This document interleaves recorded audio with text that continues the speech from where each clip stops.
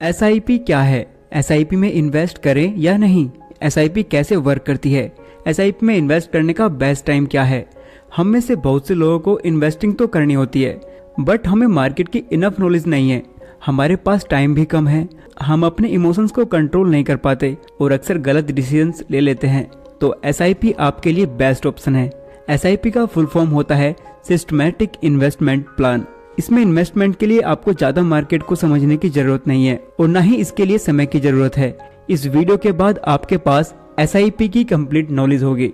तो आइए एसआईपी और म्यूचुअल फंड के सारे सवालों का जवाब एक एक करके जानते हैं। एसआईपी क्या है? एसआईपी एक इन्वेस्टमेंट स्ट्रेटजी है जिसकी हेल्प से आप म्यूचुअल फंड्स के जरिए स्टॉक्स में इन्वेस्ट कर सकते हैं। बेसिकली होता क्या है, हम इन्वेस्ट के लिए एक एक्सपर्ट का सहारा लेते हैं। अपने पैसे हम एक एक्सपर्ट को देते हैं जो अपना टाइम और नॉलेज लगाकर हमारे पैसों को अच्छी कंपनीज में इन्वेस्ट करता है, जिसके बदले में वो आपके प्रॉफिट का कुछ हिस्सा अपने पास रख लेता है और बचे हुए प्रॉफिट्स आपको दे देता है। अगर वो एक्सपर्ट लॉस करता है तो उसे आपको कुछ नहीं देना होगा, लेकिन फिर भी आप उसकी फीस के बारे में थोड़ा जान लें। फर्स्ट ऑफ ऑल आप अपने म्यूचुअल फंड्स को सिलेक्ट करें, फिर अपनी एसआईपी बनाओ। इसका मतलब हर महीने आपको म्यूचुअल फंड्स में एक फिक्स अमाउंट इन्वेस्ट करनी होगी। मान लो आप हर महीने 1000 रुपए इन्वेस्ट करना चाहते हो, तो आप अपने फंड्स में ऑटो डेबिट लगाओ, जिससे हर महीने आपकी एसआईपी आपके बैंक अकाउंट से हर महीने डेबिट होती रहेगी। इससे आपको एसआईपी के लिए बार बार देखना नहीं होगा, आप आराम से अपनी जॉब कर सकते हैं। कौन से फंड्स बेस्ट हैं? म्यूचुअल फंड्स दो तरह के होते हैं, एक्टिवली म्यूचुअल फंड्स और index mutual funds. Actively mutual funds में एक एक्सपर्ट लगातार मार्केट की मूवमेंट के हिसाब से इन्वेस्ट करता रहता है। दूसरी तरफ आप इंडेक्स म्यूचुअल फंड्स में पैसा लगाकर भूल जाते हैं और 10 से 15 सालों के बाद निकालते हैं। इस फंड में आप देश की टॉप 50 कंपनीज में इन्वेस्ट करते हो। आप ये एज्यूम करके चलते हो कि किसी भी देश की टॉप 50 कंपनीज किसी भी कंडीशंस में बेस्ट परफॉर्म करेंगे ही करेंगी। इंडिया के इंडेक्स फंड को निफ्टी 50 कहा जाता है। यहाँ पर आप सोच रहे होंगे कि एक्टिवली म्यूचुअल फंड्स बेस्ट हैं क्योंकि वहाँ एक्सपर्ट लगातार देख रहा है तो इससे ज्यादा रिटर्न्स देखने को मिलेंगे, बट ऐसा नहीं है। हाँ, शॉर्ट टर्म्स में वो इंडेक्स फंड से ज्यादा रिटर्न्स दे सकता है, बट लॉन्ग टर्म्स में index fund are best. Warren Buffett खुद कहते हैं अगर उन्हें अपनी इन्वेस्टिंग जर्नी फिर से शुरू करनी हो तो वे इंडेक्स फंड से ही शुरू करेंगे। एक स्टडी में पाया गया कि पिछले 20 सालों में 85 actively mutual funds index fund को बीट नहीं कर पाए। एसआईपी की हेल्प से आपको कितना रिटर्न मिल सकता है? आपको कितना रिटर्न मिलना है ये 3 फैक्टर्स पर डिपेंड करता है। नंबर 1, आप कितने रुपए मार्केट में लगाते हो, जितना ज्यादा पैसा उतने ज्यादा रिटर्न। नंबर 2, आप कितने टाइम के लिए मार्केट में पैसा लगाते हो। अगर आप एक बार पैसा लगाकर 1-2 महीने में ही निकाल लेते हो तो आपके लॉस होने के चांसेस लगभग 95% हैं। अगर आप 5 to 10 ईयर या उससे ज्यादा टाइम के लिए वेट करते हो तो उससे आपको अच्छे खासे रिटर्न देखने को मिलेंगे। नंबर 3, मार्केट कंडीशंस कैसी हैं, इसे आप कंट्रोल भी नहीं कर सकते। हाँ, अगर आपको लॉस हो रहा है तो आप स्किप मत करना। 5 to 10 ईयर वेट करना तो आपको डेफिनेटली प्रॉफिट ही होगा, यानी आपका रिस्क नियर टू जीरो हो जाता है। मोस्ट इंपोर्टेंट, आपके रिटर्न्स आपके पेशेंस पर डिपेंड करते हैं। अपने फंड्स को विड्रॉल करने से पहले एग्जिट लोड पीरियड चेक कर लें। फॉर एग्जांपल, इस फंड में अगर हम 1 साल से पहले फंड विड्रॉल करते हैं तो हमें एग्जिट लोड प्लस 15% टैक्स अपने प्रॉफिट पर देना होगा, और अगर हम 1 साल के बाद एग्जिट करते हैं तो हमें कोई एग्जिट लोड नहीं देना, सिर्फ अपने प्रॉफिट पर 10% देना होगा, वो भी जब प्रॉफिट 1 लाख से ज्यादा हो। म्यूचुअल फंड्स में आप 2 तरह से इन्वेस्ट कर सकते हो, लमसम और एसआईपी।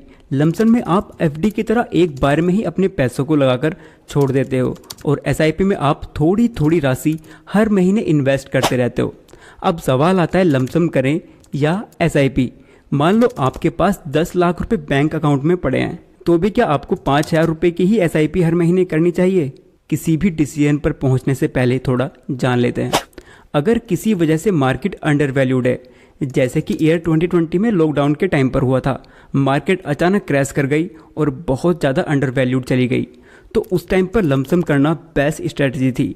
अब ऐसा टाइम कब आएगा ये कोई नहीं बता सकता, और अगर आप मार्केट के ओवर वैल्यूड होने पर इन्वेस्ट करते हो तो आपको लॉस ही होगा। और दूसरी तरफ अगर आप हर महीने 5000 रुपये एसआईपी करते हो, एक महीने मार्केट ऊपर गया, आपने 5000 रुपये डाले, आपको थोड़े कम यूनिट मिले, फिर दूसरे महीने मार्केट नीचे आया तो भी आपने 5,000 रुपये डाले, आपको ज़्यादा यूनिट्स मिले। ऐसे करके आप कंपनीज को उनके एवरेज प्राइस पर खरीद रहे होते हो, जब वो ना ही अंडर वैल्यूड है और ना ही ओवर वैल्यूड। इस तरह SIP से आपको एवरेज रिटर्न्स देखने को मिलते हैं। अगर आपको फिर से कोविड जैसा एक मौका मिल जाए जब मार्केट या निफ्टी 50 की कोई कंपनी तेजी से नीचे गिरती दिखाई दे, तब आप उसमें लमसम इन्वेस्ट कर सकते हो।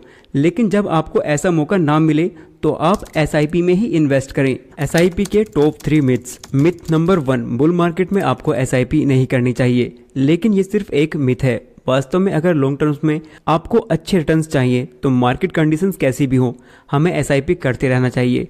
तभी रुपीज़ कॉस्ट एवरेजिंग की हेल्प से लॉन्ग टर्म में बेटर रिटर्न्स कमा सकते हैं। मिथ नंबर 2, SIP को मॉडिफाइड नहीं किया जा सकता। लेकिन असल में SIPs में हमें बहुत ज़्यादा फ्लेक्सिबिलिटी मिलती है। SIP अमाउंट या डेट चेंज करने से लेकर SIP को कुछ टाइम तक पॉज या स्किप भी किया जा सकता है। आप अपनी SIP को कभी भी मॉडिफाई कर सकते हैं। टाइम के साथ इनकम रेज होने पर अपनी SIPs भी बढ़ानी चाहिए, तो अपनी एग्जिस्टिंग SIPs को SIP टॉपअप के थ्रू इजीली मॉडिफाइड कर सकते हैं। आप अपनी एग्जिस्टिंग SIPs को ही फिक्स अमाउंट या परसेंटेज से बढ़ा सकते हैं। कई फंड हाउसेज रेगुलर इंटरवल्स पर SIP बढ़ाने का ऑप्शन भी देती हैं। ये 6 मंथ या 12 मंथ्स हो सकता है। मिथ नंबर 3, SIP के थ्रू आप सिर्फ इक्विटी मार्केट में ही इन्वेस्ट कर सकते हैं, इसलिए वो रिस्की होता है। ये भी गलत है। SIP के थ्रू आप न सिर्फ इक्विटी के डिफरेंट सेक्टर्स और मार्केट कैप्स में इन्वेस्ट कर सकते हैं, बल्कि डेब्ट, गोल्ड, इवन रियल एस्टेट जैसे एसेट्स में भी इन्वेस्ट कर सकते हैं। जब आप एक्टिवली म्यूचुअल फंड्स या इंडेक्स म्यूचुअल फंड्स में इन्वेस्ट करने जाते हो तो आपको 3 टाइप्स ऑफ फंड दिखाई देते हैं: growth, dividend pay out, dividend री इन्वेस्टमेंट। अब सवाल आता है कि किस में इन्वेस्ट करें। इन्वेस्ट करने से पहले हमें इन तीनों को समझना होगा। Number 1, growth. इसमें आपके द्वारा किए गए इन्वेस्ट से होने वाले लाभ या मुनाफे से फिर से इन्वेस्ट कर दिया जाता है। इसमें आपको कोई भी लाभ या डिविडेंड नहीं दिए जाते, बल्कि उन्हें भी इन्वेस्ट कर दिया जाता है। इसमें इन्वेस्ट की गई यूनिट्स की वैल्यू टाइम के साथ कंपाउंड होती जाती है। Number 2, dividend pay out. इस फंड में कंपनीज द्वारा अपने लाभ में से कुछ हिस्सा डिविडेंड के रूप में इन्वेस्टर्स को डायरेक्ट उनके बैंक अकाउंट में कैश के रूप में भेज दिया जाता है, जिससे रेगुलरली एक अच्छी खासी इनकम जनरेट होती रहती है। नंबर 3, डिविडेंड री इन्वेस्टमेंट। इस फंड में डिविडेंड तो दिए जाते हैं, बट कैश में ना देकर उन डिविडेंड से म्यूचुअल फंड्स की एक्स्ट्रा यूनिट्स परचेज कर ली जाती हैं। कुछ हद तक ये ग्रोथ की तरह है, लेकिन उससे थोड़ा अलग। ग्रोथ में कोई डिविडेंड नहीं दिया जाता, वो ऑटोमेटिक ऐड हो जाता है, जिससे उसकी यूनिट्स की वैल्यू इंक्रीज होती है। बट री इन्वेस्टमेंट में आपको डिविडेंड देखने को मिलता है। 6 या 1 साल के अंदर आपको डिविडेंड मिल जाता है, जिससे उस फंड की एक्स्ट्रा यूनिट्स बाय कर ली जाती हैं। चलो इसे एक एग्जाम्पल से समझते हैं। मान लो आपने डिविडेंड री इन्वेस्टमेंट ऑप्शन में 50,000 रुपीज़ इन्वेस्ट किए और सेम ग्रोथ ऑप्शन में भी 50,000 रुपीज़। उस समय पर यूनिट वैल्यू दोनों ही ऑप्शंस की 10 रुपीज़ थी, जिससे आपको 5,000 और 5,000 यूनिट्स दी गई। 1 साल के बाद पर यूनिट वैल्यू हो गई 15 रुपीज़। लेकिन डिविडेंड री इन्वेस्टमेंट में आपको 2 रुपीज़ पर यूनिट के हिसाब से डिविडेंड दिया गया, जो होता है 10,000 रुपीज़। लेकिन ग्रोथ ऑप्शन में ऐसा कुछ देखने को नहीं मिलता। डिविडेंड देने के बाद वे 2 रुपीज़ उसकी यूनिट वैल्यू से कम कर लिए गए और डिविडेंड री इन्वेस्टमेंट ऑप्शन की यूनिट वैल्यू हो गई 13 रुपीज़ और वहीं ग्रोथ ऑप्शन की यूनिट वैल्यू हुई 15 रुपीज़। डिविडेंड री इन्वेस्टमेंट ऑप्शन की आपको 10,000 रुपीज़ के डिविडेंड की 769.27 यूनिट्स 13 यूनिट्स पर यूनिट के हिसाब से दे दी गई, जिससे आपकी टोटल यूनिट्स हुई 5,769.27 और वहीं ग्रोथ ऑप्शन की कुल 5,000 यानी सेम रही, जिससे आपकी डिविडेंड री इन्वेस्टमेंट ऑप्शन की टोटल वैल्यू होती है 74,999.99 और वहीं ग्रोथ ऑप्शन की 75,000 यानी डिविडेंड री इन्वेस्टमेंट ऑप्शन से 0.01 रुपीज़ एक्स्ट्रा, जो कुछ खास नहीं है लेकिन अंतर समझाने के लिए काफ़ी है। ETF यानी एक्सचेंज ट्रेडेड फंड, इसके बारे में आपने सुना होगा। इस वीडियो में हम बात करेंगे ये होता क्या है, कैसे हम इसमें इन्वेस्ट कर सकते हैं और साथ ही इसके टाइप्स और एडवांटेजेस के बारे में भी समझेंगे और साथ ही साथ ये भी समझेंगे कि म्यूचुअल फंड से कैसे अलग है। ETF क्या है? ETF एक इन्वेस्टिंग मेथड है। ईटीएफ्स की ट्रेडिंग स्टॉक एक्सचेंज पर होती है। जैसे हम म्यूचुअल फंड्स में इन्वेस्ट करते हैं तो हमें म्यूचुअल फंड्स की यूनिट्स प्रोवाइड की जाती हैं, जिसकी प्राइस दिन में सिर्फ एक बार मार्केट क्लोज होने के बाद ही चेंज होती है। लेकिन ईटीएफ्स की ट्रेडिंग स्टॉक्स की तरह होती है, जिस वजह से इसकी प्राइस भी हर सेकंड चेंज होती रहती है। हम इसे स्टॉक्स की तरह ही आसानी से बाय और सेल कर सकते हैं। ईटीएफ्स में स्टॉक्स और म्यूचुअल फंड्स दोनों के कैरेक्टरिस्टिक्स होते हैं। ईटीएफ्स के सेवरल टाइप्स हैं। For example stocks ETFs, bond ETFs, commodity ETFs, gold ETFs या रियल एस्टेट ईटीएफ्स। एक ईटीएफ जिस टाइप का होता है उसके फंड्स उसी टाइप की चीजों में इन्वेस्टेड रहते हैं। जैसे स्टॉक ईटीएफ में ईटीएफ के फंड स्टॉक में इन्वेस्टेड रहते हैं और गोल्ड ईटीएफ में ईटीएफ के फंड गोल्ड में इन्वेस्टेड रहते हैं। ईटीएफ में हमें म्यूचुअल फंड्स की तरह कोई मैनेजमेंट फी नहीं देनी पड़ती, उसमें हमें स्टॉक्स की तरह ब्रोकरेज और टैक्स देना पड़ता है। अगर आप डायरेक्टली खुद से स्टॉक्स में इन्वेस्ट नहीं करना चाहते तो इनडायरेक्टली स्टॉक मार्केट में इन्वेस्ट करने के लिए म्यूचुअल फंड्स और ईटीएफ्स बेस्ट हैं। इसमें ज्यादा रिसर्च करने या मार्केट के अप्स एंड डाउन्स को समझने की जरूरत नहीं होती। बस आप अपना डीमैट अकाउंट खोलिए और 500 रुपए से भी ईटीएफ्स और म्यूचुअल फंड में इन्वेस्ट कर सकते हैं। एनएफओ क्या है? एनएफओ में इन्वेस्ट करने से क्या फायदे हैं? क्या इसमें इन्वेस्ट करने से हमारे पैसे रातों रात डबल हो जाएंगे? एनएफओ की फुल फॉर्म है न्यू फंड ऑफर। ये कोई न्यू स्कीम का ऑफर है। एक्चुअली होता ये है, जब कोई एसेट मैनेजमेंट कंपनी नया फंड लॉन्च कर रही होती है तो उसे फंड्स की रिक्वायरमेंट होती है जिससे वो शेयर्स, बॉन्ड्स आदि में इन्वेस्ट कर पाए, तो वे तब मार्केट में एनएफओ इंट्रोड्यूस करती हैं। एनएफओ काफी हद तक आईपीओज की तरह ही है।